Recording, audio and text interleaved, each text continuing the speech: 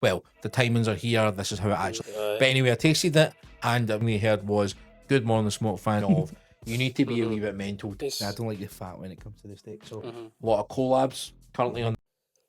Ladies and gentlemen, welcome back to the Judge Reviews podcast, the show where Glasgow superstars sit in the hot seat and tell their story. Before we dive in, big shout out to the legends who keep the show cooking. Steak Lounge and Grill, the original Mr. Chef, Figo's, Halal Kebab House keeping it halal, and Three Brothers on Woodlands Road serving up some serious smash burgers. Okay, so let's get into it.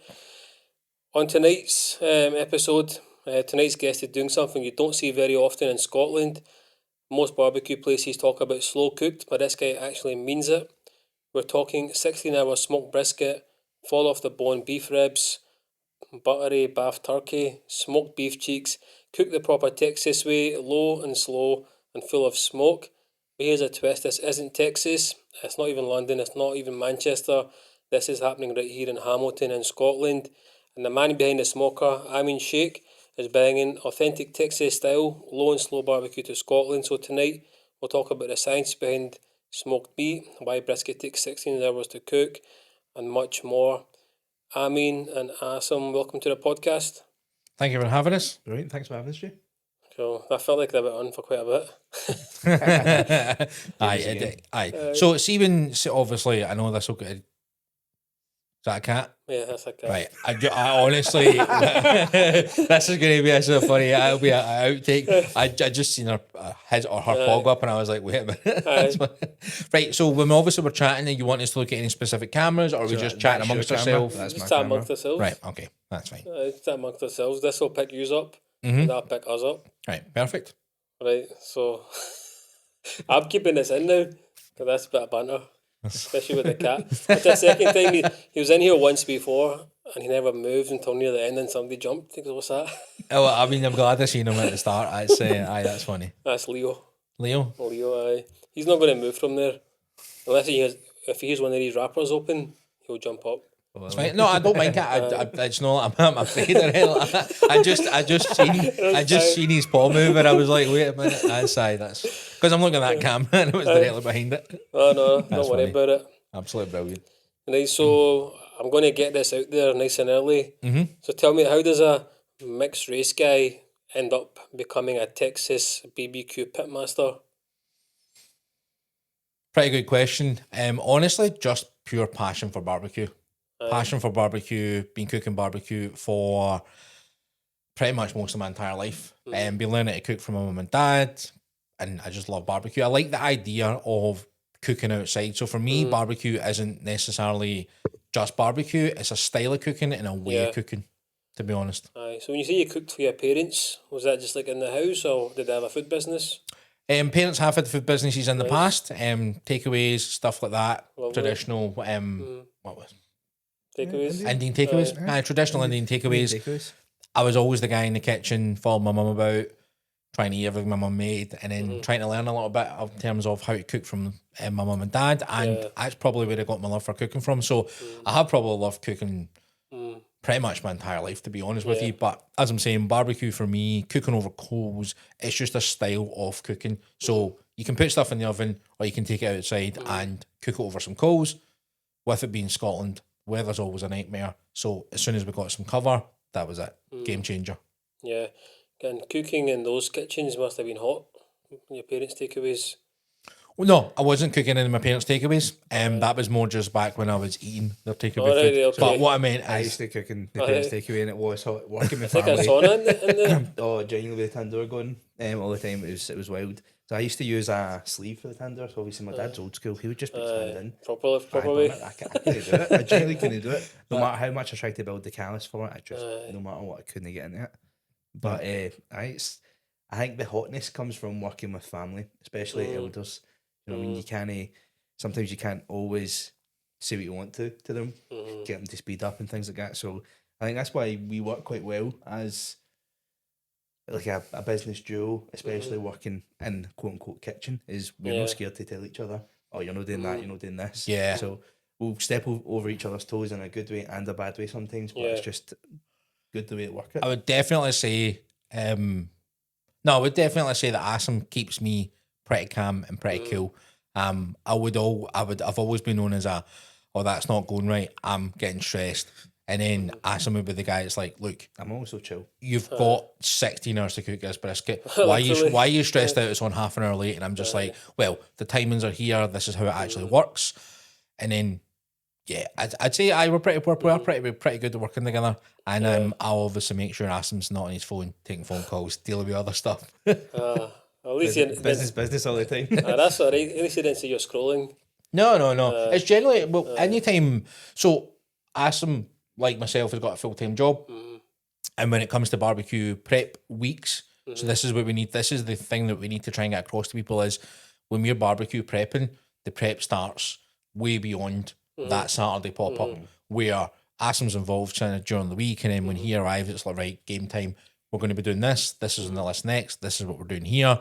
And often with Asim having his own business, he's gas engineering, there is times where I'll be out the front, manning Eleanor, for example, come around the back door, and Asim's in his phone in one hand, and then sorting something else out with his other hand. Season in one hand. Hello? It happens. It does happen. Yeah. So this concept is your baby. Yep. Yeah. So tell me this, right? So someone has, got a full-time job. Where did you even get the idea, I want to cook outside? Because it's very, I know it's very big, right? But it's also very niche. So cooking outside, like I was saying earlier on, it's more, I like the style of barbecue. I like tasting real flavour, real coal.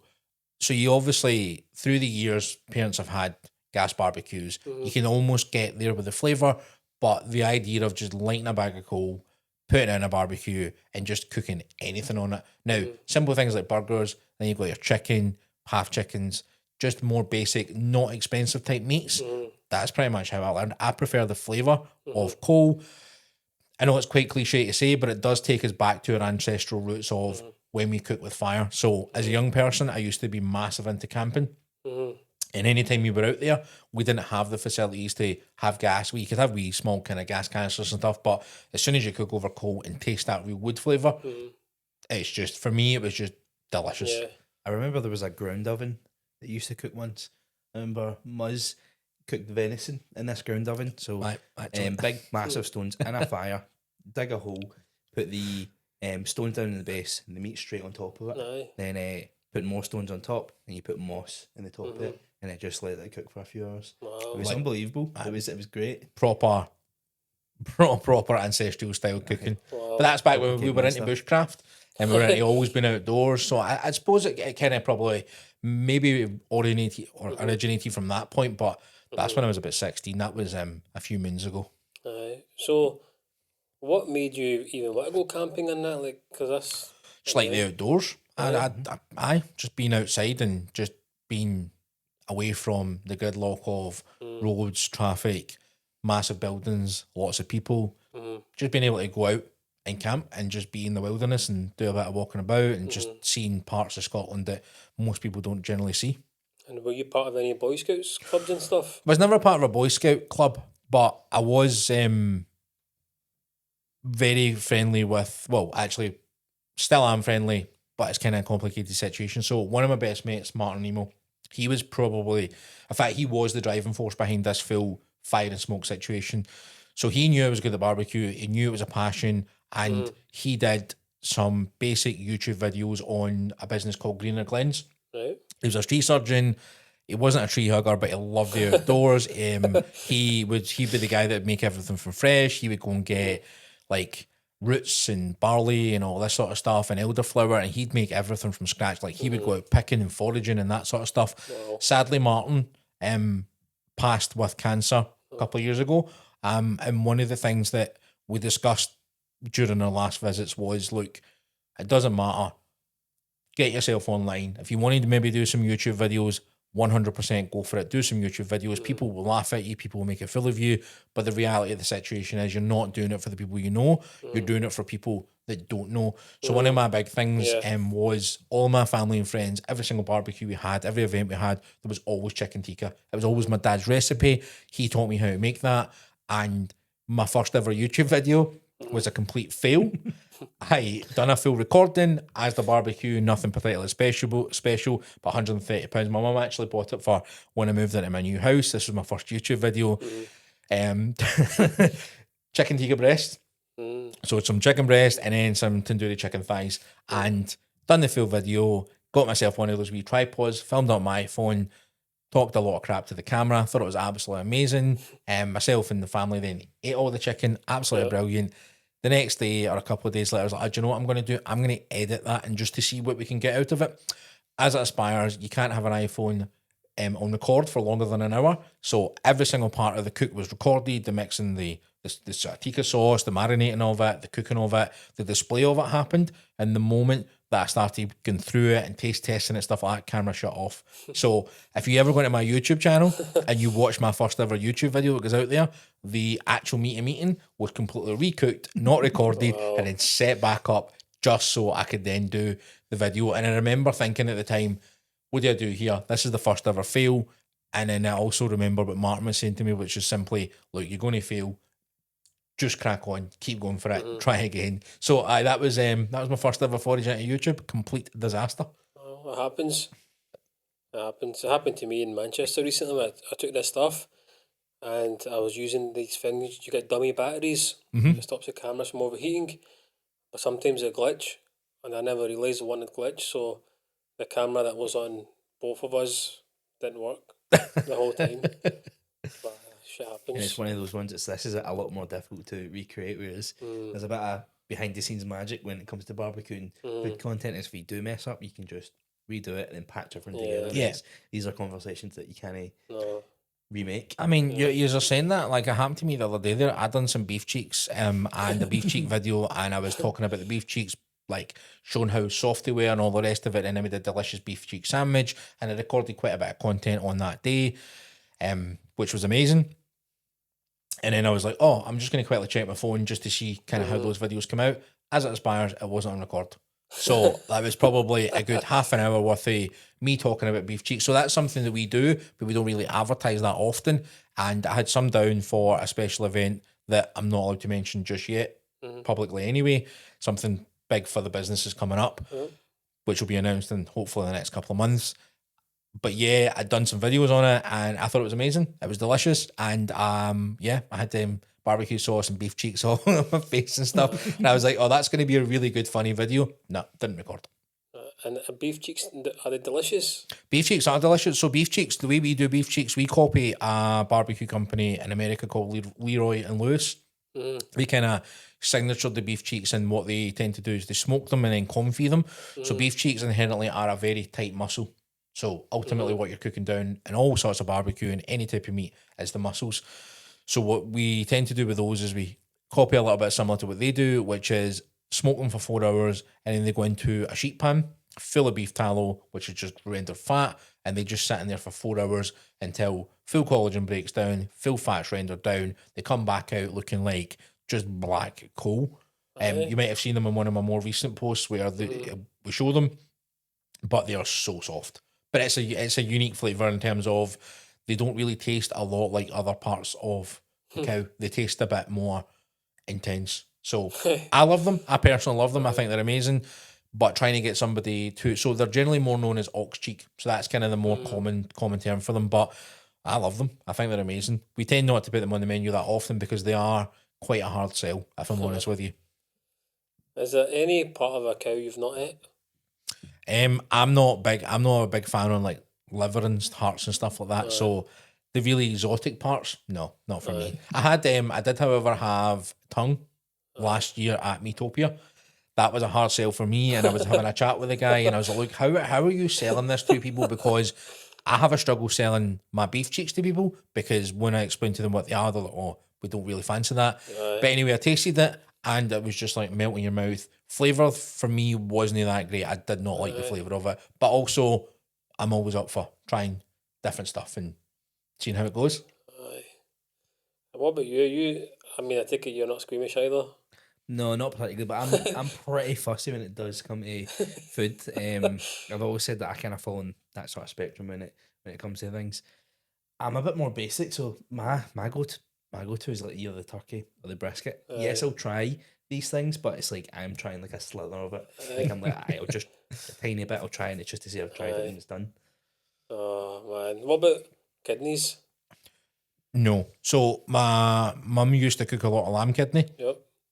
and I just didn't like the flavour of them. Aye. Just that they were too rich for me. Even back in the camping days, that friend that was mentioned before, Nemo, he was a stalker. So he used to take down a lot of deers. He used to do a lot of cow management for larger estates.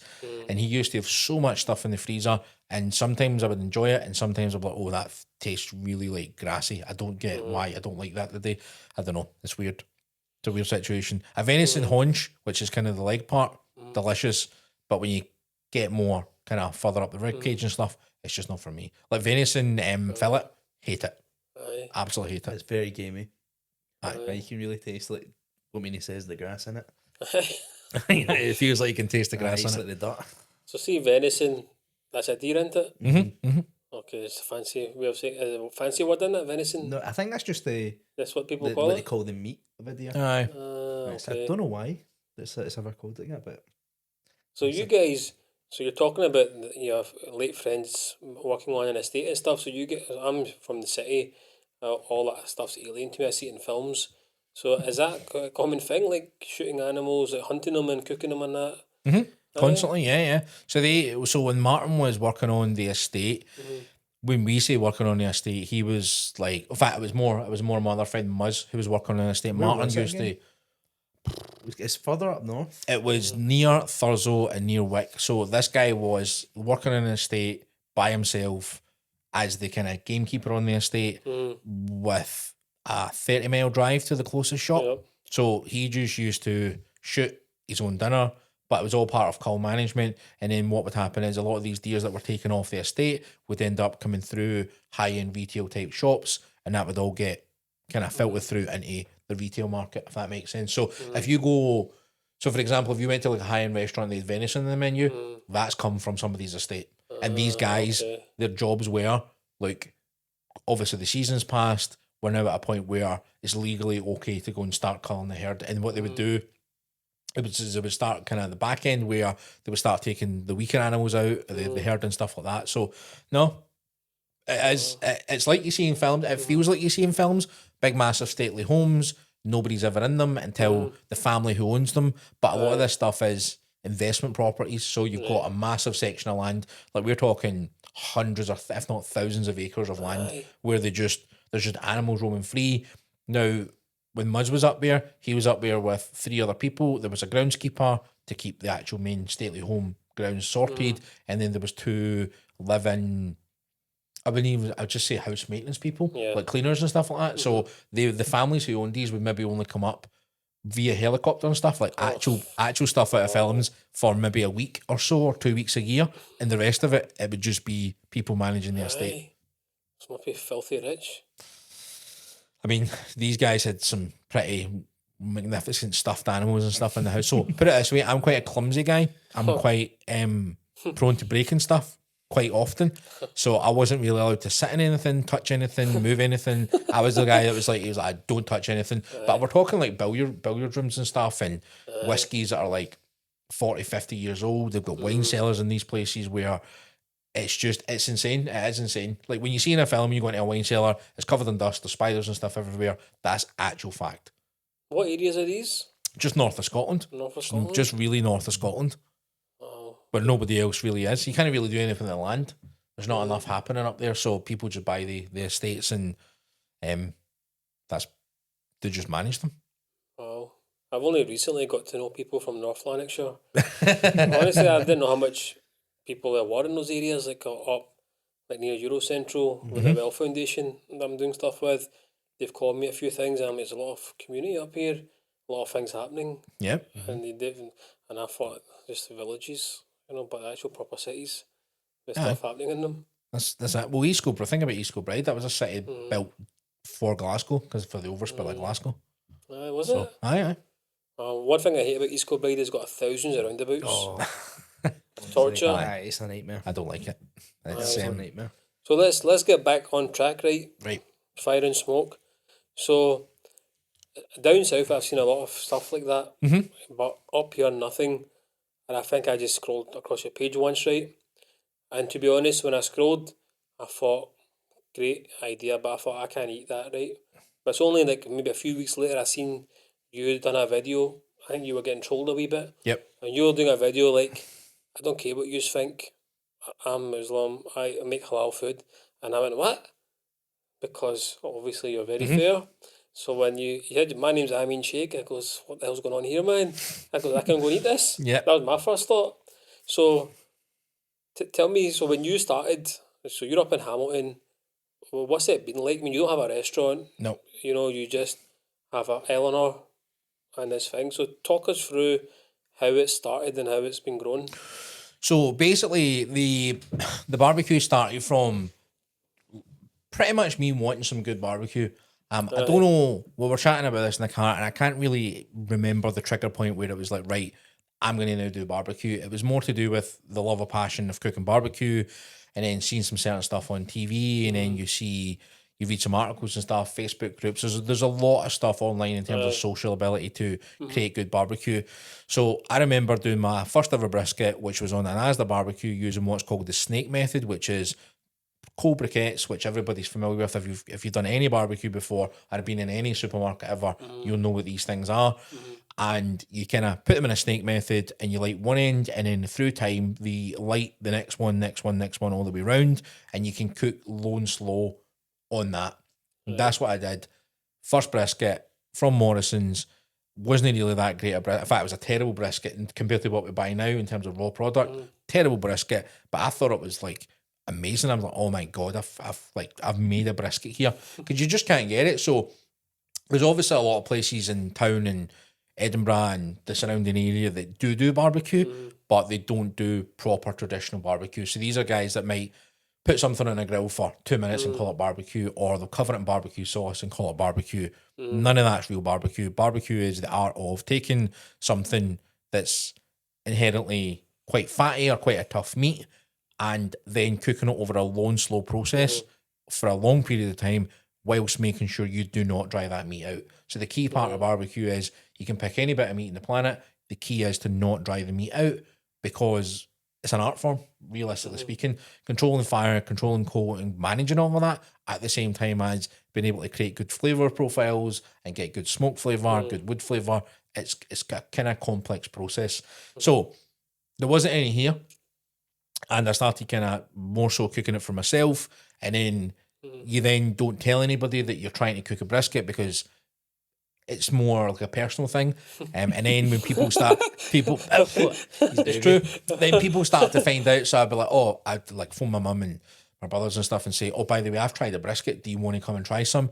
So I give some round the corner to where my mum lives, and my brother's still there as well. So he would try it, and things kind of just evolved from that point to, I was doing some briskets, and I was like, oh, do you know what I'm going to do? I'm going to cook some chickens, and I'm going to try some sausages out, and I'm going to try a bit of this out and a wee bit of that out, to the point where I was doing really, really well. And then I got my first ever offset smoker, which was an absolute steal, to be honest. Very, very low entry level offset garden smoker. £600 of the retail on it. I found one online where a guy had it in the bottom of his garden. It had just been knocked over, completely rusty, and the guy was just like, right, I'll give me £30 for it and I'll take it. And I thought, there's no way this guy's selling this barbecue that's £600 retail for £30. Well, as it aspires, his wife didn't like it. He didn't know, he didn't have the time to cook on it. So I basically got a van from work one day, drove all the way through Stirling, picked up this barbecue, brought it all the way home, and it was just this rusty bucket. Again, saw my YouTube video of me fully restoring it. That was kind of part of the process and stuff as well. Yeah. I think at that point, the love for barbecue had really set in. Then I started learning on what was a garden offset smoker. Now, the terminology within the barbecue community, or the guys that kind of know what they're doing, is the offset smoker is known as the final boss. So if you can manage coal and fire in one end of a barbecue, pulling smoke and flavour through and out a stack, which is a chimney on the other side, and you can do that properly, then you can cook on pretty much any bit of metal, any bit of material you can. Once you master that, that's the complex process. So I started on that, and I was getting really good, and then I was like, okay, I can now cook a brisket. I tried to learn how to cook a brisket. Briskets were really good. I thought to myself, right, let's try and cook a more expensive brisket, because at the end of the day, they are super, super expensive. I mean, sorry to interrupt, but just explain what a brisket is. Right. So a brisket is basically the underside of the belly of the cow.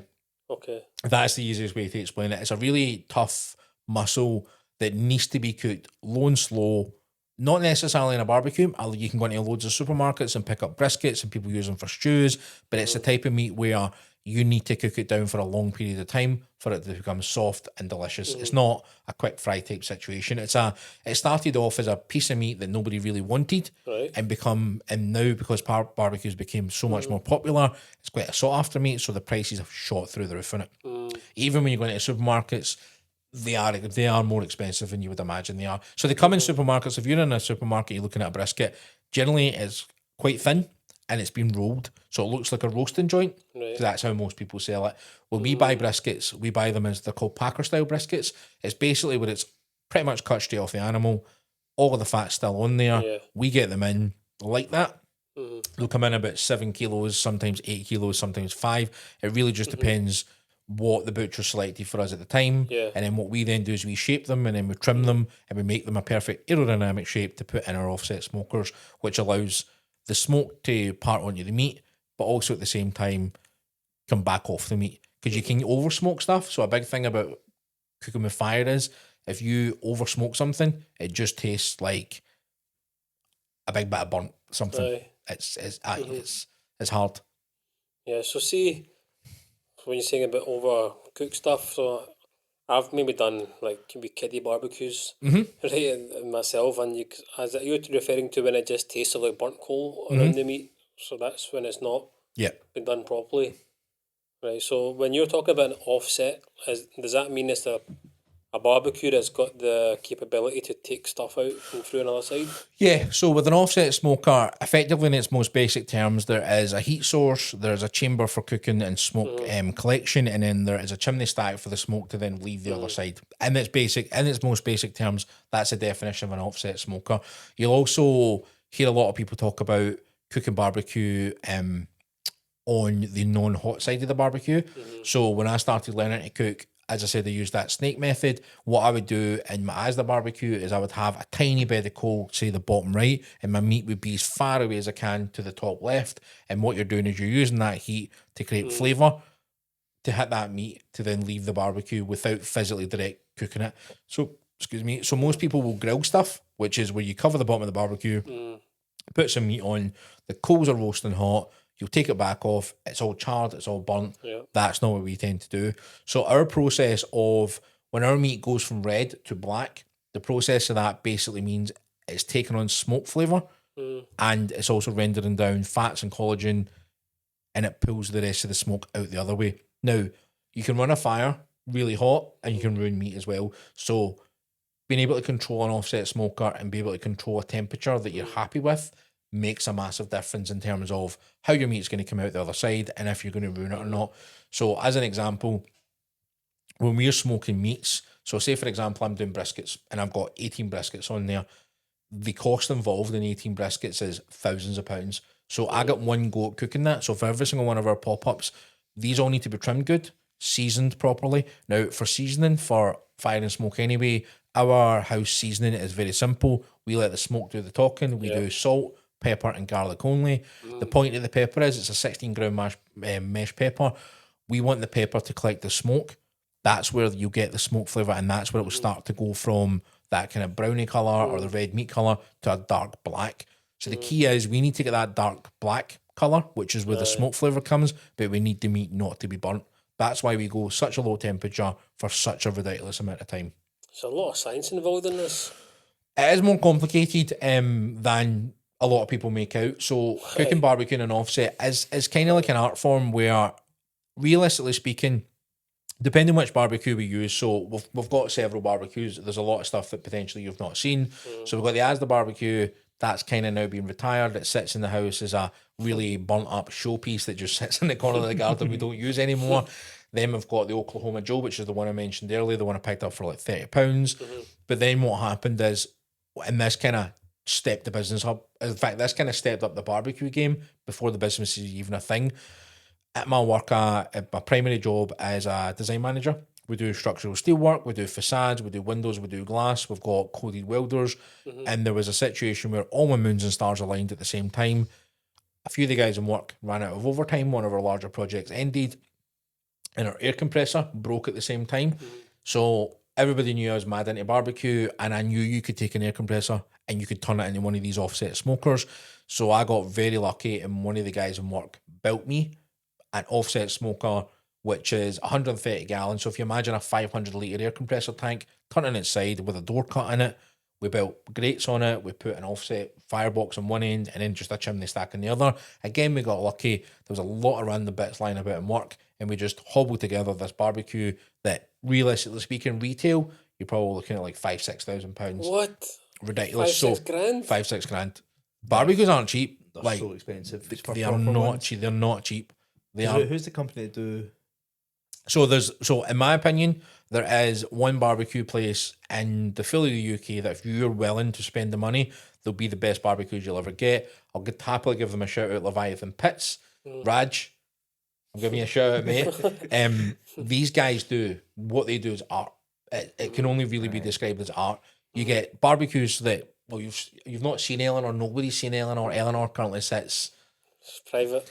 Aye. Some pictures. Aye, Eleanor currently sits somewhere private just now. She really needs a base of operations and somewhere permanent to go, but right now she sits somewhere private. So these guys just build works of art. Effectively, it's just steel that you can light a fire in and you can cook in and you can create heat and you can retain heat. That's the premise of an offset smoker. So we built one. Never really got around to naming it because it was just a thing that I had in the garden. And then we also built a square one. So you've got offset smoking, you've got direct heat smoking, and you've also got direct heat cooking. So direct heat cooking is more for getting like crispiness on stuff, and you can get a good bit of smoke flavour, but predominantly you're cooking with coals. So we built two of these barbecues that both did different things. So all of our turkey breasts, we call them buttery bath turkey, they are smoked, but they're not smoked on an offset smoker. They're smoked on a direct heat cooker where we've got coals on one side and we use wood just for flavour, not for fuel, and that'll pass on all the flavour, all the heat. Again, cooked super low and slow, takes on that crispy bark, takes on a little bit of smoke flavour. It's very poultry, is incredibly easy to over smoke. If you use, so there's another science of it as well where the more complex wood you get, so we tend to try and use a lot of fruit woods and we use a lot of oak. We mix the oak and the fruit woods together. Fruit woods give the meat a kind of sweeter note, and the oak just gives it a battering of smoke, to be honest. Yeah. So there's a lot of science behind using the equipment. There's obviously you've probably got a good understanding of meat and cells and how things break down. But before I talk about that, so see the woods. So I remember I used to be a doorman, right? And I used to do a doorman at Brewdog for a while. Right. Very, specific crowd was always in Brewdog getting their IPAs. And they always, a lot of the crowds used to talk about stuff like different types of wood they would use. And they would go on about like all these mad flavours and stuff. And I used to think, is that just a gimmick or is that an actual thing? It makes a difference. So you can, again, a lot of this information is readily available online. This is something that I had to learn through the process of smoking barbecue, where woods do make a difference. So we used recently, so what I used to do, again, because I had connections within the tree surgery game and the stocking game and all that, there was a lot of things that aligned for me to just be able to produce barbecue. So I used to wholesale buy all of my wood. I've got a chainsaw, an axe, I've got an area in the garden that I used to split everything down. I used to buy wood and season it for a year before we used it. You seasoned the wood? I used to season my own wood. I don't anymore because the volume. Jay doesn't know what you mean by season the wood. Salt and pepper? No. Straight away. Right, okay, yeah. So maybe that is a bit more in-depth explaining. So when a tree surgeon cuts down wood, it's called wet wood. Right.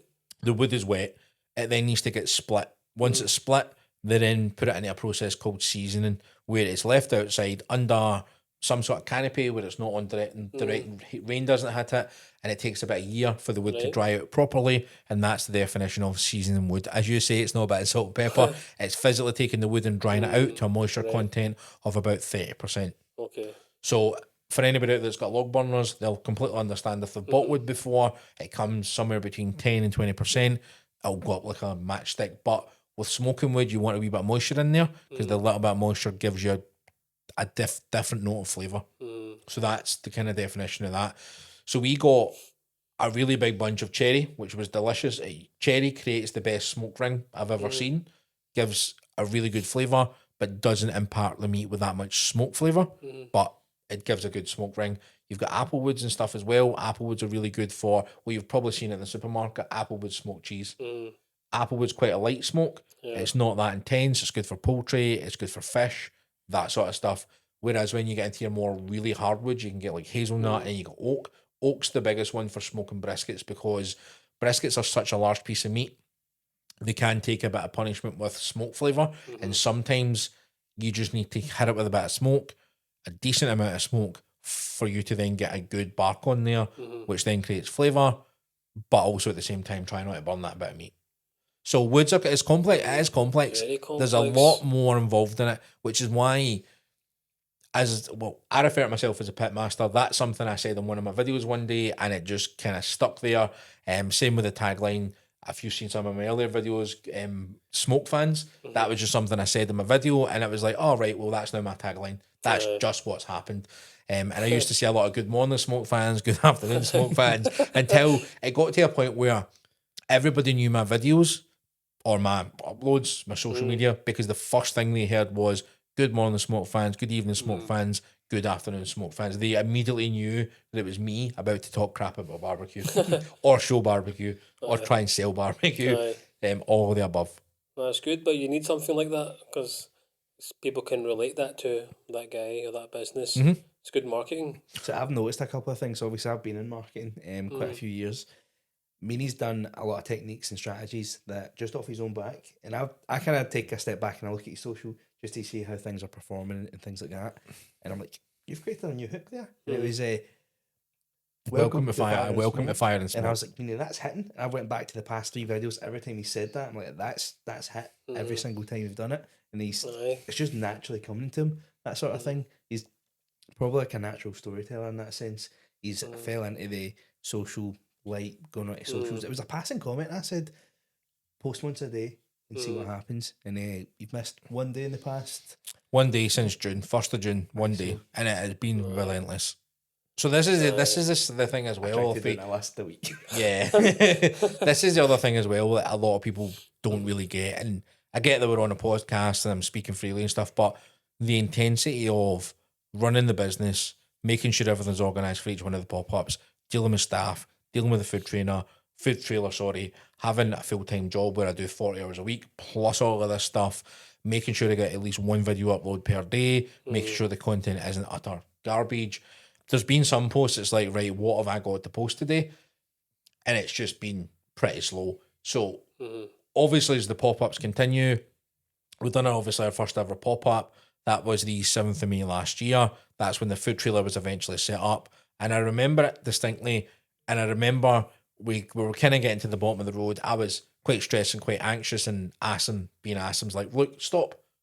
Let's get out of the car and let's take a photo. This is a big moment for you and getting out there with the business. You've got your food trailer set up. You've individually wrapped your food trailer. You've done all your EHO stuff. You're fully certified. You're fully insured. Just take a minute and just think, look, what have we done? And I'm thinking, no, we need to get to this market. We need to be there for 8. We need to be set up and ready to go for 9:30. And Asim's like, no, take a photo. So we took a photo. And to be honest, that's probably one of our best photos that we've ever took. It's just me and him ready to go and just ready to try this thing for you. Because I remember it well because I'd got his first ever Fire Smoke like sort of merch because I said to him, obviously, the costs were getting quite significant at the start. By the time they bought his trailer and stuff, he's like, I'm just going to leave it. And I remember turning up on that day and I was like, what I've got for us, the Fire Smoke t-shirts. That was amazing. We went fully, in that sense. That was good. I was buzzing. I'd got them. I was like, I'm going to go around. I'm going to present them with these, and we'll put them on. It'll be great. We went fully branded that day. That was a really good surprise, to be honest. First ever pop up was Bothwell Market, which I don't even think exists anymore. It was the Bothwell Bridge Hotel, and it was a random market where we just got in. We paid our fees and all the rest of it. We took the food trailer, and I distinctly remember it. Very first ever pop up, we took 2 briskets, 30 beef ribs, and 2 turkey breasts. absolutely amazing. I don't think we sold out. I think we maybe brought back about a kilo of turkey that day. We sold out mostly everything other than turkey. Aye. But again, family and friends coming and showing support and love full force. Aye. Few random like sort of punters, but mostly basically family that kind of. A lot of people came out and showed support, and to be honest, I felt amazing. I felt it was like a really good buzz. I felt like it was worth it. I definitely felt at that point it was worth it. And then after that, that was before the social. We started really doing the social stuff. Yeah. As soon as we started doing the social stuff, things started to take off, and then we got the opportunity at the pub, which you were at a couple of weeks ago.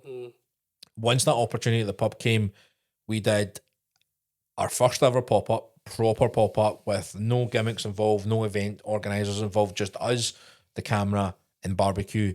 We went down to the pub and it was chaos. Mental. It was the busiest, in fact not the busiest, What we're busier now. chaos? We are busier now. Just people just in a big horde just turning up. So One first serve. come, first serve. So like it was I think it was mental because you'd posted to say you're going to be down there, and that post kind of went viral in the sense it was like 20,000 views, and it's just like 20,000 people down here. It's game over. But you've seen it when you pop down. That road is almost ridiculous. Like Cars parked all up and down the hill. That day was unbelievable. So you know where the van sits. Previously the van was up at the back wall. The line was all the way out there and down to the wee football pitch. It was mental. It was See where you parked. See roughly where you parked. That's how far we had the line. And I remember that day, Asim wasn't there on time, and we were just getting set up, and I hadn't even opened the shutter door yet. So obviously I had to keep the shutter closed, and the queue was developing, and we'd advertised it as it's a first come first serve event. We can only cook so much barbecue. Baby Blue was a 130 gallon smoker. That's pretty much the largest offset smoker any hobbyist will ever buy. Beyond that point, you're going to be doing it as a business because the cost involved in them is just spectacular. So we did that. We took down, I think it was 4 briskets, 8 turkey breasts, and something like 100 beef ribs. Took us an hour. I don't think anyone's even thought it would ever sell out that quickly, even sell out at all. But I was getting to the point, I'm like, Meanie, you're going to have to go and start speaking to people and tell people. I remember that. Getting any barbecue. I was so embarrassed. I remember I was like, no, just serve some more people. Come on. I'm like, Meanie, it's almost time you need to go tell people. So I had to walk. People were still there waiting. People queued up for about 9-10 o'clock in the morning. We didn't start serving until 12. It was crazy. It was crazy. And there is some social videos and stuff on later pop-ups where we always planned, and you probably know yourself, where if you're busy and you're in the game, you're not thinking, right, quickly get my phone out, do a video. So I now need to take breaks to be like, right, I now need to do a video, I now need to record something, and I need to do the introduction, it's all that sort of stuff. So all of that's going on, as well as me, man, trying to manage a staff team and the barbecue and the trailer, make sure everything's good to go. But I had to go out and tell people.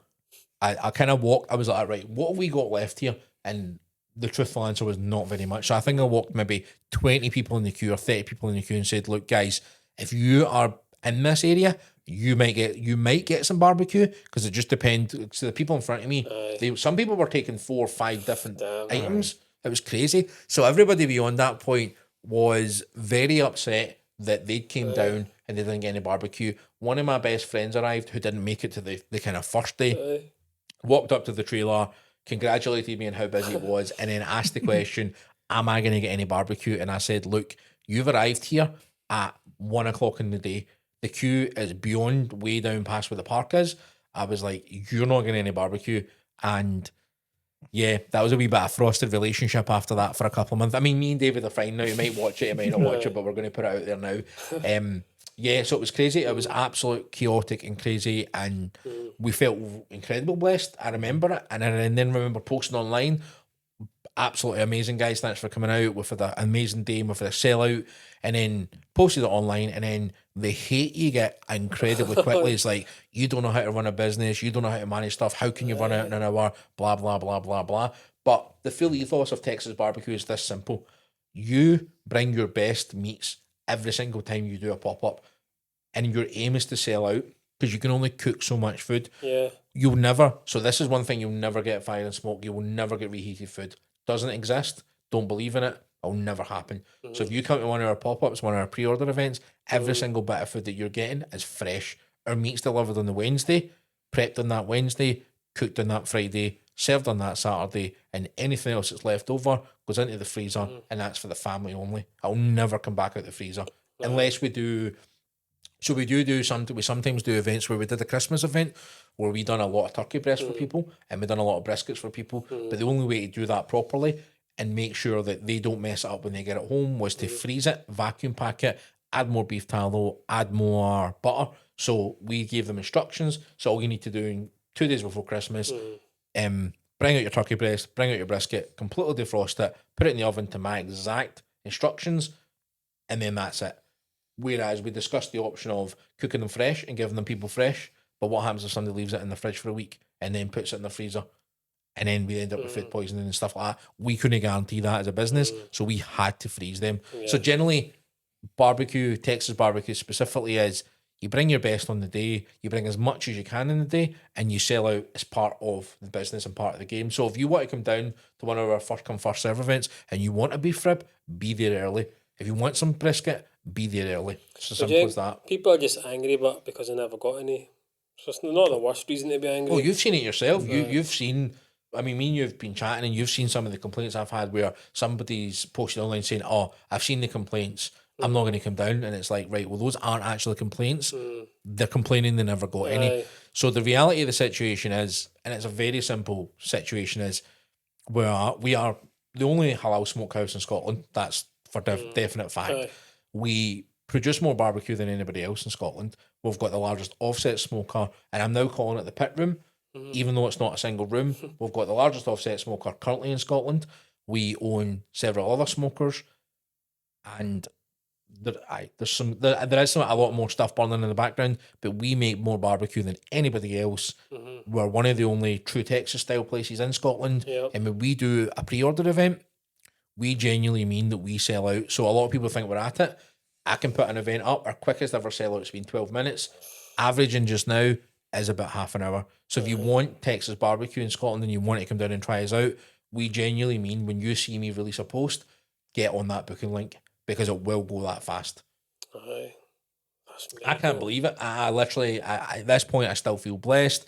I feel humbled and a wee bit overwhelmed. I'm thinking, right, here we go again. To the point where it's like now becoming second nature. It's like, right, I'm going to release an event. Let's see how quickly this actually sells out. See how right now you do it twice a month, yeah? Yep. And I'm only comparing this. There's a company called Get Baked in Manchester. They are known for their birthday cake. The Big Matilda one. Yep. Right? But their thing is, so I used to get frustrated I could never get one until out of stock.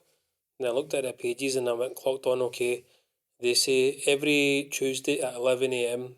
They open until sell out. So then I clocked on, okay, every Tuesday. So then I would just wait every Tuesday. Then I figured out, okay, if I'm already registered, got my card details saved, and I'll do a quicker one. Instead of adding to basket, I'll just hit Apple Pay on it. As soon as it hits 11 o'clock, then I start getting them. So, I mean, I know you do 2 a month, but if you were at a stage where you're doing a regular slot every week, people would then get familiar and they kind of cry about missing a post or not seeing it. No, 100%. So what actually happened is, again, we did post and all of my sales are done through all of my social media, and we had a lot of people just saying, look, it's complete random chance. If we come across your post, brilliant, we know about it, but it's just luck. So that was fine. We were selling out and under the hour mark at that point. So what I agreed to do based on customer feedback is I'm going to announce 3 videos on the run up to an exact release date with an exact time, exact details, exact booking slot. Every single one of them went in, and then we sold out in 12 minutes. So rather than people having a chance of an hour, as soon as we tell people when they're coming, give them a release date, give them exactly the box contents and all of that sort of good stuff, it just sells out even quicker. So when we do an order or a pre-release date, my phone will just light up with, oh my God, I've missed out again. And then you'll see the comments on the page where it's like, missed out again, this is ridiculous, it's getting out of control. But the reality is, with a full-time job, young family, the situation is we can only produce so much barbecue. And again, we need to try and get across to people very simply is when we do a barbecue event, it's a week worth of prep, so it's preparation, getting meats in, getting everything delivered, hand selecting. So we use a specialist butcher, and he hand selects every single one of our cuts, simply because I'm like, look, I need the best of the best. We pay through the nose for it, but I do not want a customer coming down and saying, "Oh, we got a crappy bit of brisket." Yeah. That's not going to happen. Not at Fire and Smoke. I refuse for it to happen. So the big thing is, if I'm not willing to eat it, nobody gets to eat it. So we have situations where at the van where we might slice a brisket and there's a bit of a crispy bit on it, bin. Nobody gets it. Or we used to do, on the first come first serve days, we used to do like a scrap box. So people would come up with their dogs and all the rest of it, and there'd be one lucky dog that just got a box of turkey Imagine the scraps owner's of like, I brisket. can't get any of this, I'll just take that. I mean, potentially. We'll get it in the house, don't worry. Potentially, but we just refuse to serve subpar food. Now it can happen, like you can. So, for example, we've got 170 beef ribs on as an average pop up now. We can ruin one of those sets of ribs, and if we ruin one of those sets of ribs, they don't go out. No, it just doesn't go out the door. Yeah, and see your trays that you make. So when I was watching it online, I seen you had pickles in it. Yep. In my head, I'm thinking if I'm eating meat, then I'm eating something that's like acidic. In my head, I might be wrong, but I'm thinking that breaks up my palate to try something else. Yep. Is that right? That's correct. So the meats lovely. are so intensely smoked that in some of my other videos online, I have actually said, look, we take our pickles and stuff just as important as we take our smoked meats. We do the same with our sauces. We do the same with our sides. Every single thing on that dish every single thing on that barbecue tray is meant to be knock your socks off, absolutely delicious. Pickles, you're not a big fan of the pickles. He's not a big fan of the pickles. It's one of these things he just doesn't really enjoy. Pickles, in my opinion, so if you've got like a nice big fatty piece of brisket and you're enjoying it and you're loving it, amazing. You'll be like, oh, that's so much smoke flavour. But if you then eat a pickle after that, it's like, oh, palate cleanser, brilliant, refreshed. Now we'll get in and try about the turkey because it's got smoke on it, but the flavour profile and the texture and all that's completely different. And it's the same with the sausages, which are now 100% halal as well, and it's the same with the beef rib as well. So every single thing we offer, although it's Texas style barbecue and the majority of it's got some smoke on it, they've all got their own unique flavour profiles. It's really good how you put that tray together with all the sides because you're getting like a proper kit kind of meal. Of course. You know, there's a lot of thoughts went into that because that's like an American thing. Yep. I don't even down south. I've not seen them at all, but I've just seen like people doing brisket sandwiches and all these kind of things, but not the actual works. I mean, how would you say the tray came about? I think the tray came about more to do with He's always kind of done these wee mini trays. So in the earlier days when he was just kind of cooking for fun and cooking for the love of the game, we'd always get trays round, and that was the way it was always set up. But we'd have the basics in there. It would just be coleslaw. Then he started to sort of try and put himself out there and sell some of these boxes. So at your first ever sort of pre-sale events, you'd maybe have like 5 or 6 boxes out the door, and that's when he started. Because looking at some of the bigger fish in America, even Australia, that's the way they do it. It's more of a pitmaster selection. So you're having these different sides to A, cleanse your palate, and B, they kind of just add a little bit more value to what you're getting. So what was it originally? So you done coleslaw always. Coleslaw was always on it. Corn wasn't always there, was it? Corn wasn't always there. We done mac and cheese. That was it. We stopped doing mac and cheese because the volume got so intense where it felt like a cauldron. It was a cauldron. The pot's still there. It looks at me every single time we go to do our cooking. It's like, are you ever going to bring me back out? It'll come back out, but not anytime soon. Our biggest issue is the volume of trays went up and the smoker capacity went up. Trying to keep the mac and cheese warm was difficult. You've seen our trailer. We've massively outgrown the trailer. You can understand that. You've seen it as small. But when I got the trailer, I thought, this is an alright wee trailer. This trailer will do us a while. It's been chaos. It's been chaos. So for every single step the business takes forward, we've got 6 other avenues that then need to be upgraded and improved. Even getting Eleanor, we then needed to upgrade all our hot holding capacity. So got Eleanor in, absolutely amazing. Oh, wait a minute, I now need to be able to store double the amount of barbecue, which we know when we've previously been doing. Mac and cheese just had to go. Unless you're cooking mac and cheese fresh or mixing it fresh, by the time the customer gets it, it's just stodgy gloop and nobody wants that. And we've done it before, we tried to reheat it, it started to break down, so it got pulled off the menu. So there's a lot of stuff that people haven't tried yet, simply because we've mastered these trays to the point where the contents for the tray have probably been exactly the same now for about 4 or 5 months. So every tray that's went out the door has been exactly the same for the past few months. Okay. But every single one of those trays that go out the door are perfect. In my opinion, they're perfect. Yeah. And we've got it down to a T. Everything in the tray complements everything else. There's a lot more room for expansion and all the rest of it, but that'll come in time when we get a permanent base of operations. We get a bigger kitchen to work with. We get more space for the smokers. We get more staff on board. There's so many things where we're really just at the beginning of this, but because of the response we've had from the public, it's been insane, to be honest. Do you think, right, and this might be hard to gauge, but if you were a full-time food business, right, that was open 5-6 days a week, do you think that will always be selling out every day for maybe the next few years, or do you think the scarcity factor is something that adds hype? I think...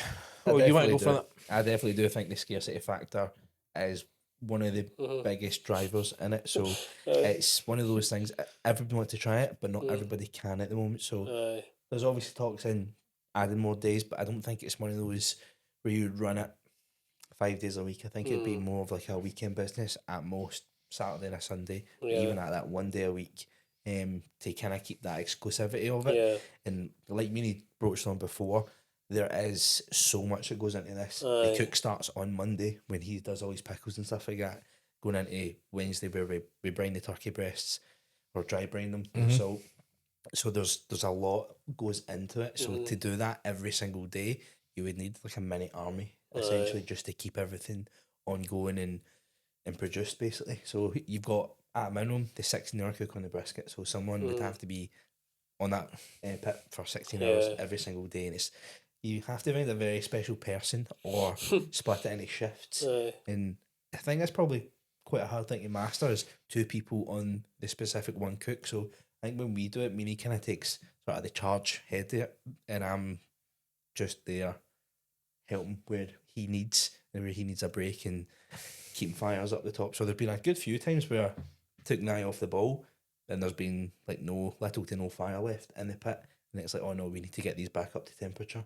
So they can kind of continue and finish on time. We've seen sometimes like when the first ever events we were doing, Meany was out till like 3 in the morning a lot of times because the fire management wasn't quite the best, because the scales of economy were kicking in. Yes, we could have cooked a few briskets, but now it's going to all this extent.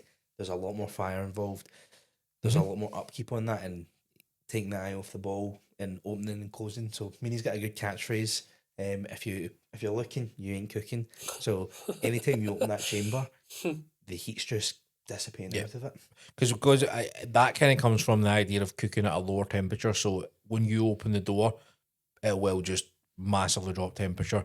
Now, what Asim referred to there was when we first started doing the pop-ups, it was 100% a full weekend business, and it was full weekend evenings and whatever happened to be. So when Asim was saying I was out to 3 in the morning, what he means is I finished work at half past 3 in the day, drove home as quick as I could, trimmed the briskets as quick as I could, put them on the smoker and cooked those for 16 hours from that point until when they were ready. There were some pop-ups where I was probably getting to bed at 6 in the morning and we were back up to go and start the pop-up at 8 in the morning.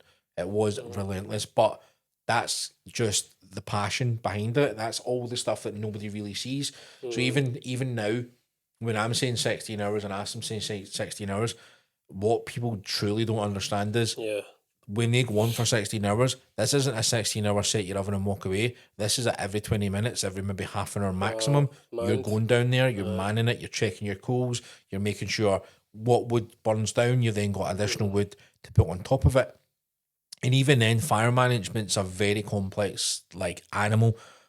Asim will tell you, I've been trying to teach him fire management. I've been trying to get him to understand how you want to pick as well different thicknesses of wood. And so I might have a situation where I've got 2 big pieces of wood that I've kind of burnt down, but they're going to give me good coals. But I know they're going to give me good coals. Asim's not aware of that.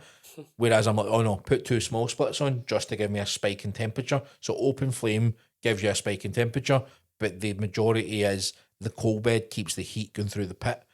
But the actual fire creates the flavour.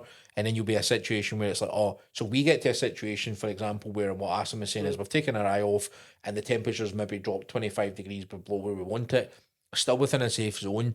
If it goes anywhere below that, you can effectively lose your entire cook because you've let the temperatures go too low. When you go out, or when we go back out and it's like, oh, we've only got coals, there's no live fire anymore, we need to pick 2 pieces of wood at the bottom that will catch instantly, create a massive spike in temperature, and then on top of that, put 2 bigger pieces on that will then go on fire and then start to burn down to create more coals. So it is an art form, and realistically speaking, when we say as well we're managing Eleanor's not the only barbecue running. We've got Eleanor, we've got Baby Blue, and we've got the Meat Locker all running at the exact same time. So that's 3 barbecues managed by one guy.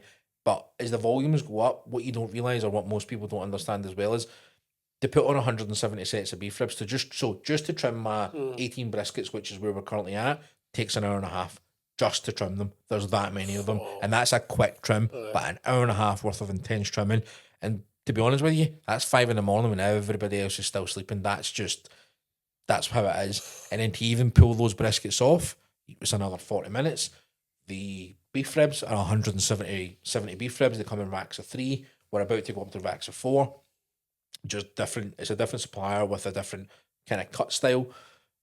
I need to trim all the fat off of them before they can even go in the smoker. Then they all need to be seasoned, and they all need to go in the smoker. So what are we? We're probably about an hour and a half, 2 hours, and just trimming stuff and putting stuff on.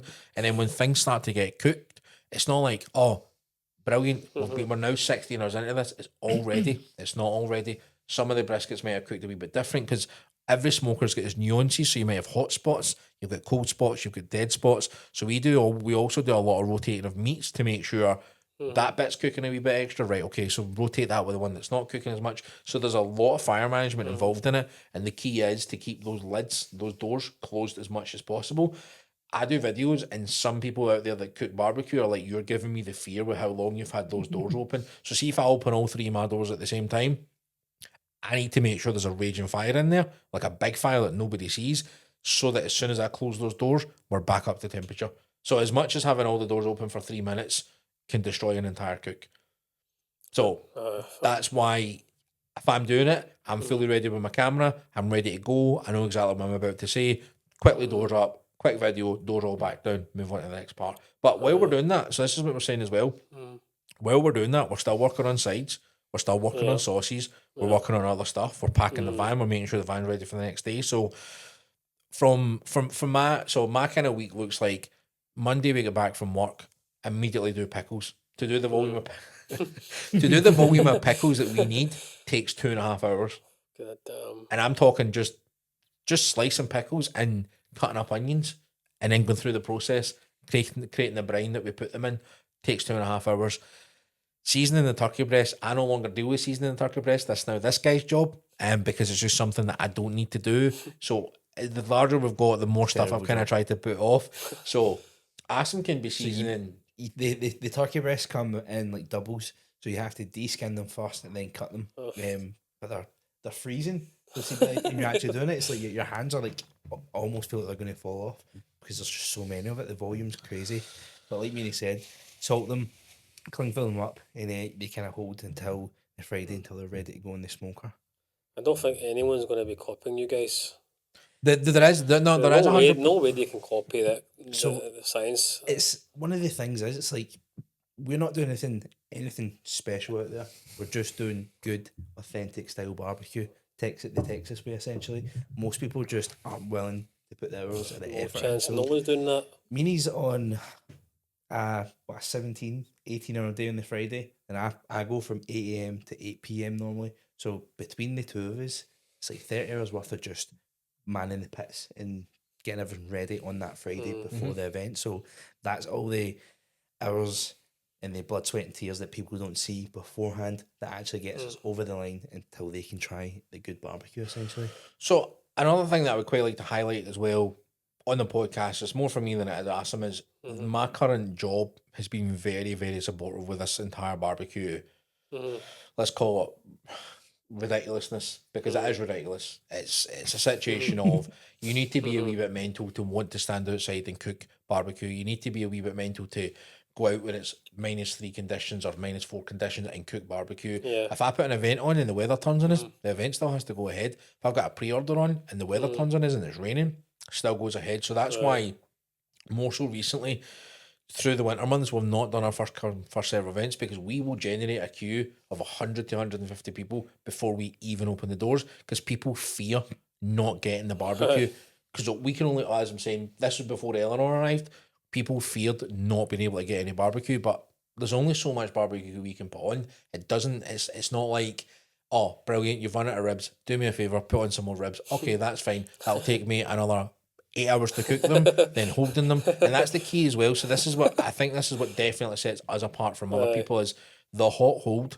So once you cook a bit of meat, and everybody knows this, if you're a chef or you're not a chef, meat gets tight. So if, say for example, you cook a steak and you don't rest it, the steak just doesn't taste the same. So to break it down to you as simple as I can, we do a 16-hour cooking a brisket. We then hot hold that brisket for 12 hours before we slice it. So that in actual reality, that brisket's got 16 and 12, it's got 28 hours into it before we slice it. So see, when you were down at the food trailer and we brought that brisket out, there was 28 hours in the making of that, not including seasoning or trimming. Tell you something, man, the taste was, like I said, I've had birria tacos before, and I like the flavour, but see, that was just, it's probably without sounding funny, is the most tasty, tasty meat. So that's what I've often said to people as well, and it's pretty much this is, and it doesn't happen all the time, but I'd say probably 95% of the time, and again, not without sounding funny, but if you taste what we offer, you will immediately taste the value. So my big thing is, people might get annoyed at the kind of value of what we're actually offering or the pricing of what we're offering, but what we're doing is something that not many people can do. Very few people are willing to do. No way. And not only that, you need to have the skill set and to learn this. So realistically speaking, if we're looking at years and dates and stuff, I've been barbecuing for going on 20 plus years. I've been Texas style barbecuing for probably about 6 or 7 years now.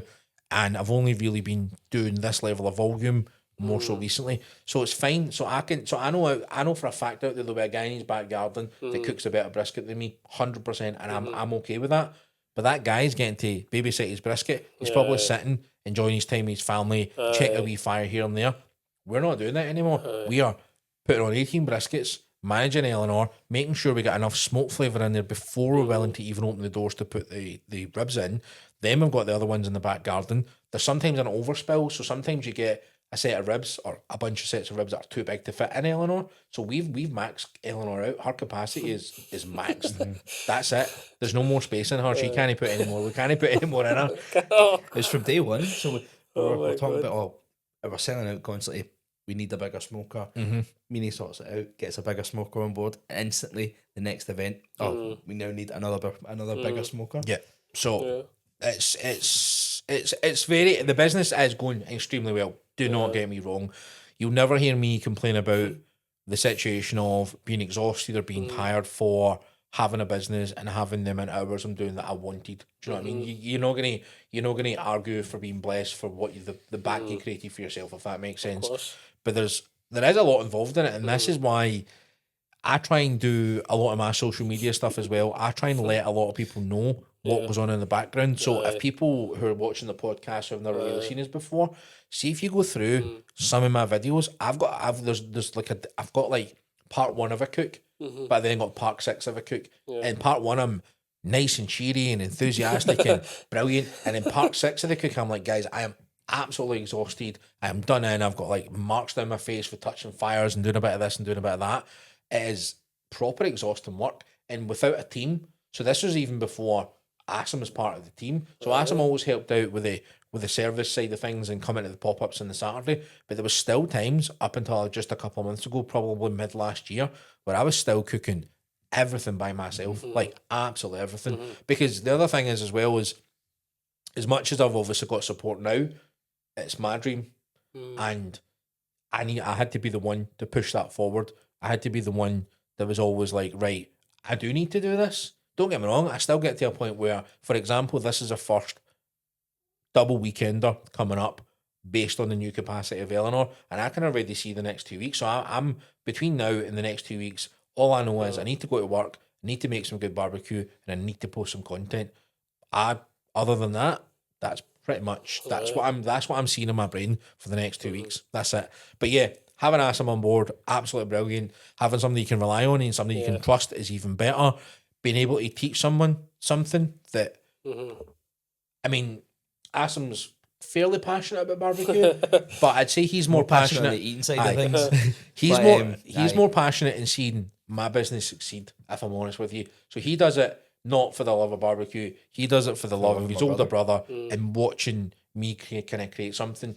We had a situation where the Herald reached out to do a bit of an article on us, and there was a statement within the article where I can't even remember exactly what it was, but she basically said something like, "Am I proud of myself?" And the reality was I couldn't really answer the question because I don't really see it as I'm proud of myself. I don't really see the massive picture yet because I'm still in the trenches in terms of it's a barbecue weekend, it's a barbecue pop-up, I've got the family, I need to do this, I need to do that. So for me, I did I mention to you, so as of the 31st of this month, I'm out, I'm done with my job, barbecue full-time. So barbecue full-time for the short term until we get a base of operations up and running still means 2 pop-ups a month. We're going to try and push it to 3, then it'll be 4 pop-ups a month, but we're going to hit capacity at 4. Excuse me. Beyond that point, we might do some special type days where we might do like Rib Thursdays or Taco Tuesdays, something like that. Cool, but we're not going to be in a position, the way the business is set up and the style we cook on, to produce barbecue every single day. Now, I get it. When you've got a business, you've got a restaurant, you've got premises, you've got mouths to feed, you need to generate cash income. But from what we do is we do all this massive amount of work for this one showcase day. So that tray that you get is our showcase of a week's worth of work going into that. Wow. And it's not just me, it's now an entire team of people doing that. Yeah, taco stuff would be good. So we did do burger tacos at one time and they were a hit. I was on we took the classic Asda barbecue down because we wanted some live smoke and that's where we were making them. It was one of the hardest shifts I've had to put in years. Yeah, we come up about 4 hours. We come up against issues all Constantly. the time. So 4 hours just making tacos. I was dead at the end of it. This was going to be there was at the point where it was early on. Meanie was the main one doing all the slicing, doing all that sort of stuff. So I was like, I'll handle the. Do you know what it was? The scale stopped working. I know the exact story. Day. So Meanie was going to be on the barbecue doing the tacos, and I was getting my first ever step up to the big boy plate and cut the meat for the day. Scales didn't win, and the scales stopped working. I was like, Meanie, I don't have the eye for it. You need to get up here and cut this because he's obviously cut hundreds of records at that point, so he knows. That's funny. I remember that. What they are. Was an interesting day. That was a fun day. That was a really fun day. So basically, what I'm getting to is when I slice meats, I can basically within a couple of grams pretty much tell exactly the slice I'm going to get, and those scales stop working. And it's mistakes you make. So the amount of mistakes that we've made and the amount of stuff that you can't really let customers see. And don't get me wrong, at that point there was still customers at the very front of the van. Luckily it was Mark, one of our kind of really good customers, and Xander was at the front of the queue that day as well. And I was like, Asim, you've got 2 choices. You either continue to slice here and just go for it, and if you give out bigger portions, I don't mind. We'll just need to go for that, and I'll deal with the tacos, or you deal with the tacos. Now, let's be honest. At this point, Asim didn't know how to manage a fire. He didn't know how to manage coals. So he had two evils of either slice and give out too much, because I said to him, like, you're going to need to give out more than you're used to giving out, or go and try and do tacos fresh in a barbecue where you've never tried tacos before. Obviously, I've made tacos in the house, and I'm not very a fan, but it was managing the live fire was probably one of the hardest things ever. That was good. But I do remember it was. So there's a lot of funny stories. There's a lot of behind the scenes stuff, like any business that's grown, that people don't get to see. And obviously, as time goes on, it would be amazing to have, as you were saying, just like a content guy, just a content social media person, just somebody always filming all the stupid stuff we do, all the stupid stuff we say to each other, the many arguments we have, because you do get stressed and you do get busy and you do get tired. And there's actual times where I'm just like, I'll be back in 20 minutes and I need to go and just take 20 minutes, manage that fire. Or the situations where it's like, so Friday night, for example, always kind of gets to around about dinner time, and it's like, right, let's see where we're at. Let's see where the dust is settled because it's time for dinner. Now, if we're on a pop-up weekend, it's always a takeaway. I'm not cooking. Nobody in the house can be bothered cooking. We always just end up with a takeaway. And a lot more often than not, it seems to be either Indian or pizza because they're just quick and easy to grab on the go, and it's just easy. Honestly, it's just so you're just so tired. You are genuinely so tired, and it's like a big factor. And the other thing as well, no, it's not going to the podcast. We'll leave that one out. I was going to I'll put it in. It's funny. It is funny. So it's the smell of barbecue. So yes, I smell. There is a smell. Yeah. So I smell on a barbecue weekend from when I light that fire on the Friday morning until probably Monday. I smell a bit smoky. The beard especially smells a bit smoky. Carry about. Is it like an oud? Smoky oud. Exactly. we use my van for taking down all of the Yetis, and not until about the Tuesday, the Wednesday, my back of my van starts to smell a bit more like a tradesman's van rather than a smokehouse. That is funny. It is. So a weekend. So I mean, I know Ashton can smell it a wee bit, but seeing a lot of customers arrive and they say, "Oh my god, this smells absolutely amazing." I'm just like, guys, it's odor smoke. I now do smell like smoke, so I'm going to smell like smoke for a couple of days. So I don't notice it as much. Obviously, the kids and the fiance is like, that smells like you're having a good barbecue out there. But we get better. And every single cook we do, we get better. Every single time it's a new event or a new pop-up and all this sort of stuff, we're always learning. We're always doing new stuff. We're always trying to make things better for our customers. We do a lot of feedback on our customer stuff as well. But there are situations as well where we get such random feedback where I've got customers saying, "Oh, I hate that street corn. Don't like it. Not at all." But then I've got customers saying, "That's the best thing you do." Yeah. Then I've got customers saying, "Oh, those smoky brisket pit beans, amazing." And then you've got other customers, I don't like them. Yeah, So can't please everyone. when we do the trays, it's kind of to try and appease everybody. But even for example, when we're doing our sauces, each sauce probably takes me about 2.5 hours to create and individually tub up to the quantities we require. Every one of them. And I've always got a situation in a sense where what I think is, are people even eating these sauces? Yeah. Because I don't know if you've ever had a takeaway before and you thought, I don't even want that. A lot of times we takeaway sauces just inconvenient to open the wee tubs. Or tell the girls to let him out. Open door, let Leo out. I was going to say, I know you're a fan of barbecue and stuff, right? Big fan. But see you, do you ever think you're always dealing with meat and all that? Like, are you comfortable with meat all the time? Aye. We've always been a big meat family, so eating outside and all that. Very rarely. Aye. We would it'd be just be your basic. So for us, a vegetarian meal would be lentil curry. That's basically it. Out of that, with chicken. Needs to have the chicken and the spinach. It's I mean, so it's always been meat. Well, we're bigger guys. I mean, let's be honest. We didn't get these six packs by handling the meat. Because when I was young, even trying to take the skin off something, I'd be like squeamish. See, I grew up, so there's 10 years age difference with us. So, like Muni, we always like to eat well and eat good. Savage. You don't even do the first bit. So the point I'm making is our parents worked in takeaways in restaurants, so they were out late night. So if Mini was busy working, I was in myself. I was either eating something not very tasty, or I'd have to go and cut my own stuff, go and prep my own stuff. So we were used to handling knives, handling meat, cooking ourselves from a very young age. So it was kind of brought into us. Obviously, Dad's culture kind of brought on the curries and stuff like that. So always cooking fresh stuff, and my mum's really good at cooking that style of food as well. So it was just kind of second nature from us. Our oldest brother, Asin, he was quite the opposite between me and Meanie. He was very much one of the eaters of it. He would very rarely make himself good food, because I remember Asin done a year away in Hong Kong, year abroad at uni, 6 months away. Meanie done a little bit of travelling to go meet him, and as soon as Meanie got there, he went and done a meat order so Meanie could cook him some food. Yeah, nice. that was funny. It was an interesting time. So, but we've just always cooked, and I think that's pretty much where the passion for this entire thing comes from. Yeah. Now, if you ask me, would I have ever thought at any point I would own a business that creates food and a weekend style business, and I always thought to myself, look, never want a weekend style business. I seen how my mum and dad kind of were always busy, always out, always late nights, etc., etc. But to be honest with you, as I said, I'm a design manager for Martech Engineering. It's a really good job, really good company, very supportive.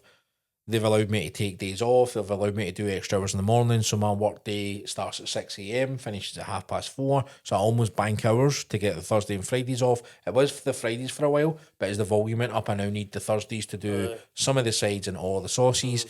They've been very, very kind of supportive. So having a really good job is one thing, and then having a passion project on the other side is another thing. And then when your passion project actually starts to look more fruitful than what your main job does. I mean, let's be honest, at the end of the day, as a business, we do need to be at a situation where we are making profit, and it is working for myself, the family, my direct family, and all that sort of stuff. So it's good. It's good. It's like a double-edged sword. It's a situation of we can't slow down now. Yeah. We now can't slow down. We now can't rein things back in. We can play steady, but even playing steady at this point is it's a lot. So we either need to go full tilt and keep going for it and just see where things take us. Now I'm not under any illusion that things could potentially slow down for the business. We could be expanding a little bit too quickly, but also at the same time, we're at a point in a situation where the brand awareness is there. There's a lot of people reaching out. There's a lot of people who still haven't tried their barbecue. Then there's just so many people that are just like, right, we need barbecue. You're the only person in Scotland doing it properly. There's places, there is another place in Glasgow. I'll not mention names obviously on the podcast. And there is also there's a place down in Dumfries, a really good guy, Honey and Bear. I'll give them guys a shout out. So if you're down in Dumfries and you want some good barbecue, check out Honey and Bear. There is a place in Edinburgh in the Omni Centre, Fred's Backyard Barbecue. He does really good Texas style barbecue as well. But a lot of these guys, I mean, this is probably quite rude to say, as soon as chips hit the menu, or French fries, or whatever you want to call them, depending where you are, as soon as they hit the menu, I feel like you're no longer a barbecue place. So we focus strictly on the meats and the sides. The amount of people that ask me, will I do chips? The answer is no. I just don't do chips. If you want chips, go into the pub with Pop Pat, order yourself a plate of chips. I'm not going to be offended. Don't worry about it. But there's a lot of people that say, oh, you need to do chips with this, or you need to do potatoes, or you need to do something. I'm just like, well, guys, we just specialise in smoked meats here. If you want some good smoked meat, come and see Fire and Smoke. If you want chips, don't come and see Fire and Smoke, guys. We're not going to give you chips. It's just not going to happen. Well, you give bread, so... With the bread, so that again, the full thing with the Texas ethos is you get really good smoked wheats and you get the cheapest bread you can get. You make yourself a sandwich combination, and it's all about the bread's a base sort of carrier for the meat to make it a little bit less intense. We use brioche bread because it's got a good wee sweetness on it, and it's pretty good. Yep. But again, we don't create our own bread. We buy some bread. We buy some brioche bread. Nice. So the only thing in our entire, well, that's probably true. The only thing in our entire menu that we don't make is bread. That's it. Everything else we make. You probably could start if you wanted to. We'll come at some point. I mean, I need to get a bakery, or either that, or I might need to get a bakery involved and just get our own bread. So everything we do is signature. Our house rub, signature. Don't get me wrong, everybody can buy the components that we buy and put them together. We're not in a situation where we're another chicken shop, we're another burger place, we're another Indian takeaway. We are standing out as very unique. The brand is only going to continue to grow. And there's still, I mean, I know for a fact there is thousands upon thousands of people out there who don't know about us yet. Oh, way more than that. The amount of people that message me on a weekly basis saying, I've just found your page, how do I get your barbecue? And my first response is, guys, it's quite easy to get our barbecue. You just need to be able to karate kid people out the way to get some. So I used to put a wee post when people say, or a wee comment when people said that, saying, make sure you bring, so if it's a first come, first served day, I'm like, be there early and make sure you bring some karate skills to get to the front of the queue. No queue skips, no nothing. You want good barbecue on a first come, first served day, be there early. And we have got people that will arrive at 8 a.m. and we don't serve. Sometimes we would 12 and there'd be cars sitting waiting on us. And we're like 3-4 hours away from actually serving the first bit of meat. It's crazy. So obviously, with the pub being there and the barbecue situation, a lot of people like to have a beverage. Let's Yeah. just call it a beverage. So people like to come down to the pub and almost have like a kind of party situation. Now, Yeah. obviously, we don't have a drinks license. We don't have a permanent area. We've just got a food trailer. So the pop-up down at the pub, the Shatler Run Pub and Bistro, it works really well for us because they serve all the alcohol. That gives people who want to drink and also want to get some good barbecue a perfect opportunity to do so. Yeah. But then you've also got a lot of people that come down, they're going to the pub for a beverage.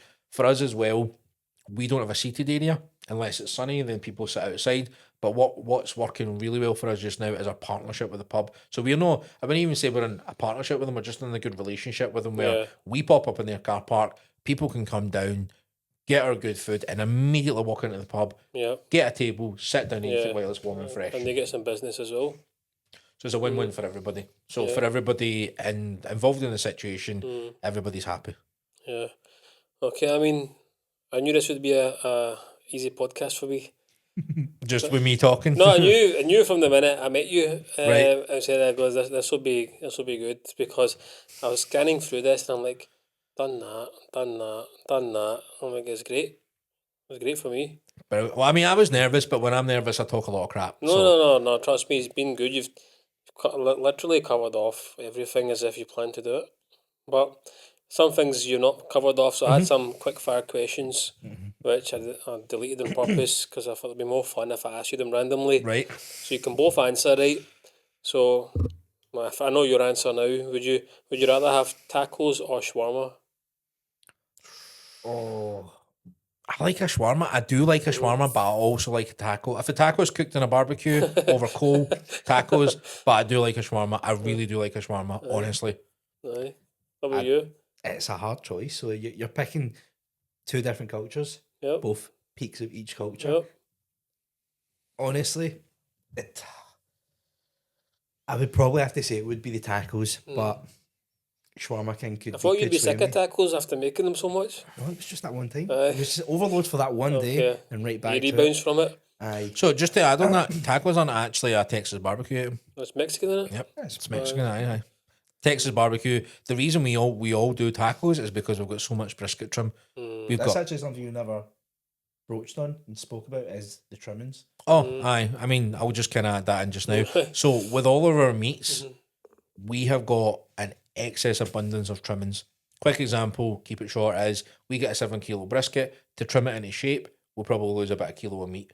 Bear in mind, we've got 18 of those, so we get about 18 kilos worth of trim. So we've got the equivalence of almost 3 briskets that are either going to go into the bin or need to be rendered down for beef tallow or kept for tacos. A lot of places have got their own premises. They'll take that, mince it down and create their own burgers. We don't have that facility yet. They'll also make their own sausages. We don't have that facility yet. So we keep it for tacos. So that's why tacos became quite a barbecue item, because people needed to use the trim, because if you don't use your trim, it's money out the door. And I'm talking a couple of £100 worth out the door. Nice. I'll keep an eye out for tacos. Okay, so best smash burger you've had? I think I might know the answer. I mean, my best smash burger, I like Chilo's. I will hands down say Chilo's is my best smash burger. I think it's really good price. I think when you get a meal and a drink for the kind of money you're paying for it, I think it's I don't think you can go wrong with it. El Perro El Perro? in the Old West End. Woodlands Aye, Road? Woodlands. El Perro Negro? Aye, they are unbelievable. Genuinely unbelievable. Those ones, I'd probably say that they're the best, but I don't think Meany's I've never been there. tried El Perro. But I do think Chilo's is a very good contender. I actually had one last week. A Chilo's? What Chilo's do you go to? One Uddingston. Uddingston's good. Uddingston See, one. because I work here, there, and everywhere, so if I do see a Chilo's at some point, normally my go-to is when I'm out, probably Pepe's or Chilo's, like out working. Something that's normally my go-to. Uddingston Chilo's guy, he's a good friend of mine. Because where was I? I was the Motherwell one, and the Uddingston guy he's the popped same in. guy? Aye, he popped in. He's a nice guy. Aye, he is. Amor. Aye, sound. Aye. Good sound. I've got to know a few of the North Lanarkshire boys, and they're quite different from what I'm used to. Very different. Okay, last one. One cuisine you could eat every day. Steak. Hands down steak. Aye. I could eat steak every single day. In fact, I often eat steak up to 3-4 times a week. Wow. I'm a red So- meat guy. Technically, bypass that question. Cuisine. I'd say steaks an item. Oh. So I would Look at him getting there. Nice. Right, okay. So let's revisit that. I would say Italian for Nice. me. Pizzas, pasta. It's probably there's lots of variations. There's many ways you can go with it, but every day. Parm as well. Mm-hmm. Chicken parm. Chicken parm's unbelievable. No, I'm sticking with steak. I'm gonna take steak and I'm gonna make it in its own cuisine because I'll have steak with potatoes, I'll have steak with rice, I'll have steak with noodles, I'll have steak on its own, I'll have steak in steak. Well, how well do you get it cooked? I'm a medium guy. But I'll also, so this is the other thing as well, I'll cook steak so many different ways. I'll smoke a steak and then reverse sear a steak. I'll cook steaks in cast iron pans. I will take, so when I say steak, it can be any cut of the steak. So a steak that I wouldn't thank you for, just as a point here, I do not like fillet. What? Don't like fillet. Aye, Fat's flavour. crazy. Fat is flavour. Fat's flavour. that's just a barbecue thing. And maybe I thought it might be a barbecue thing. So fat's flavour. I love a fillet. I thought that was a good bit. I think sirloin. It's the most tender. It's the most tender part. My second favourite cut, but you probably go with ribeyes more. I'm a ribeye guy. Fat's flavour. In fact, to be honest with you, in terms of the ribeye cap is the bit that the wee kind of bit that goes along the main eye of the rib. See if you can get one of those from a full ribeye and take that off and then slice it down into individual steaks. Best steak on the planet. In my opinion, best steak on the planet. You won't get them very often. So if I have a ribeye, that's the first part I eat every single time. Nice. I don't like the fat when it comes to the steak. So Uh-huh. if I make a sirloin, I cut the strip of fat off Yeah. and just eat the meat that's there. Fat's flavour. Nice. I mean, as you can tell, we are kind of big meat guys. We've always been big meat guys. Definitely. But I eat a lot of chicken. We do eat a lot of chicken. I eat a lot of lamb. Well, Meanie used to every Sunday before the barbecue business happened. Meanie would barbecue his meal prep chicken for the week. So every Sunday he would put on chicken, just have it in the fridge, just his chicken. Very much. Right, gentlemen, I've had a lot of fun talking about meat, and I think I've done well avoiding any innuendos throughout this, because normally I'm a Well done. sucker for them. Before I wrap up, do you want to tell the guys when they can next apply for a slot or anything? So when does this go out? This week, by this week, at some point. All right. So to get Low and Slow Texas style barbecue from Fire and Smoke, guys, we're officially sold out for the full of March. We're going to be officially sold out for the full of April. So you're looking into May. So May dates have not 100% been finalised within the book, but keep an eye on our socials. Message in, ask any stupid questions you want. But realistically speaking, May's the next time you're going to be able to get some of our barbecue. So our next one goes out tomorrow night. Already. That's why I'm saying. That's why I was they're saying gonna miss that. that. Aye. May. So they will miss that. May. Honestly, May. It's crazy. Well. So we tend to do when we sell our barbecue, we ask people, look, I've got dates all the way through to a certain point. Do you want me to release all the dates in one go? Some people said yes, some people said no. So what we tend to do is, for whatever month we're on, we release the dates in the first and second week of the month prior. Month prior, is that right terminology? Yeah. The month prior to where we sell them. Nice. So the May dates will go out in the first and second week of April, so on and so forth. It's just how it works. It's good for us. It's good for business. So it kind of gets to a point where we'll do the pop up this weekend. The next pre-order will go on sale. So technically, before we hit this weekend's pop up, that means we're sold out for 2 months. But the other thing is as well, other than our very first pop up date, which was the one we did at the food market, we've been sold out since May last year. Every single time we've sold out. And I'm talking about bringing nothing home. Whether that's like a scarcity thing aspect of it, but we do see a lot of regular repeat faces now, so Aye. they're starting to trickle through.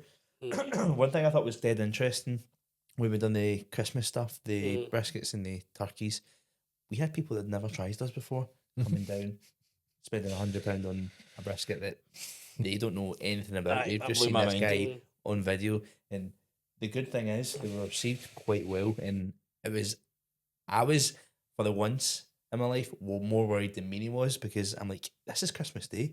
You may potentially ruin people's Christmas dinners if they get a dry brisket or a dry turkey, but thankfully everything was all good and the reviews were quite good out it. That's how people bought our barbecue, because we were sold out. So last year we did, it wasn't as intense as it is now. Last year there was a good few months we did 2 pop-ups, and then there was a couple of months we did 1 pop-up just due to other commitments. But now, from now until the very end of the year, minimum 2 pop-ups every single month. Christmas, December will be different. We'll do another round of turkey breasts. Eleanor can fit 54 of them in. We tried that out.